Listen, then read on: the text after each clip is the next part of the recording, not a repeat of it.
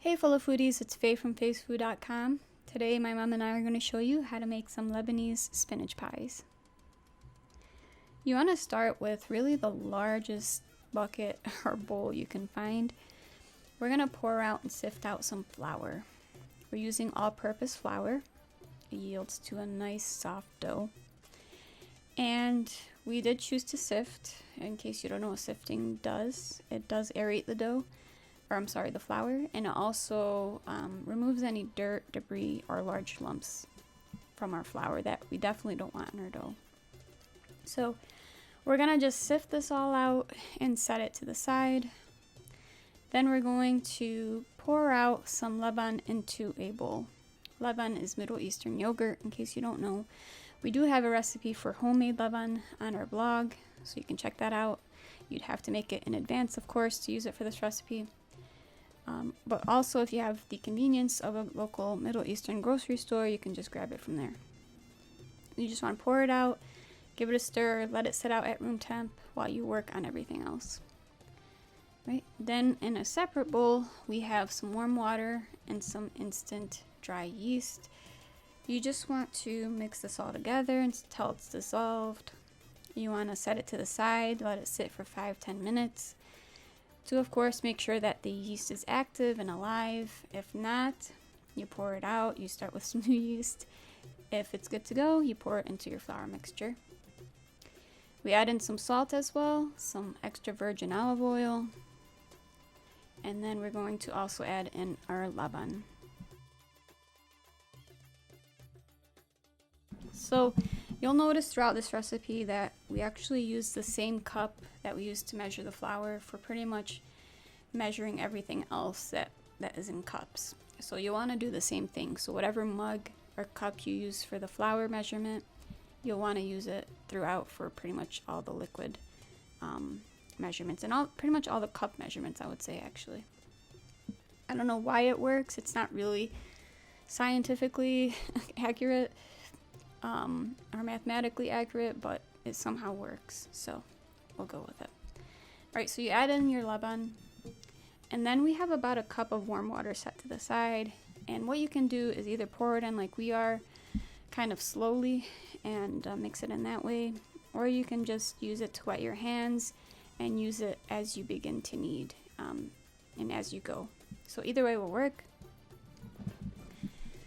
You might be asking, can I use a mixer for this recipe? Now, you definitely can if you have a bowl large enough for this, but we don't.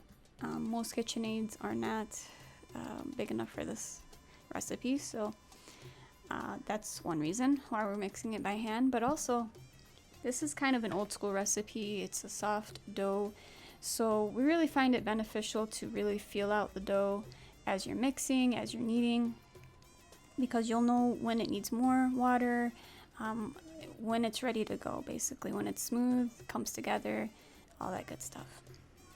You can see my mom gave it one kind of firm slap as a good luck charm. We covered it with some foil and a towel. We're going to set it to the side, let it proof for about 30 to 40 minutes. For our spinach, we have some pre-washed spinach. We did wash it again. Let it sit in a colander for the excess water to drip. Give it a rough chop, kind of a chiffonade chop, and set that to the side. So all that took about the time needed for the dough to proof, so we shifted our focus back to the dough. You just want to pinch off kind of a small section like this. Place it into the flour. You see our surface is really well floured. And you just begin pinching in the sides. Similarly to when you're making pizza dough, same kind of process when you're making the little dough balls. Same kind of pinching process. Okay, so do that for your dough. Set all the dough balls to the side and cover it with foil. We make sure that the foil has a little bit of olive oil on there so it doesn't stick. And then cover the foil with a towel. We're going to let that proof for about 20 more minutes. In the meantime, we take our spinach and we actually wring it out because despite letting it drain, there's still some liquid in there. So we wring it out and set that to the side. We chop up some red onion. We have some sumac, fresh from Lebanon. Of course, you can just get some at your local Middle Eastern grocery store. It's the next best thing. And you want to add in the largest bowl pot you can find. We actually had to use a pot. You want to add in your spinach, your red onion, the sumac, the olive oil, salt, and lemon juice. Freshly squeezed lemon juice is very important.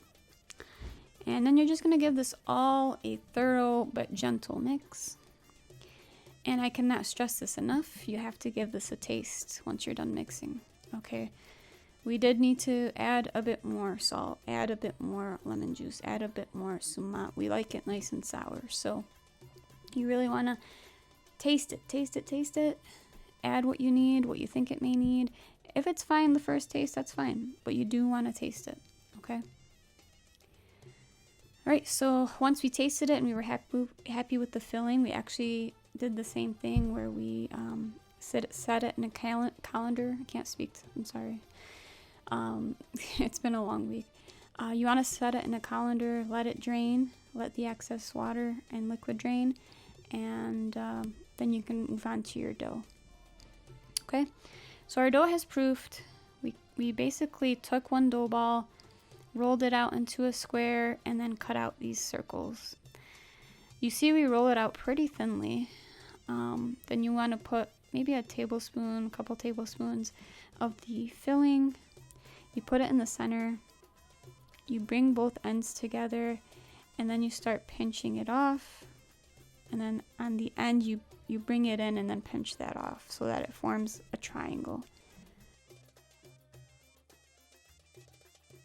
So your technique may not be the best initially. You may not look great initially, but it's really not about the look. It's about the flavor at the end of the day. So do the best you can. You'll get better with each one.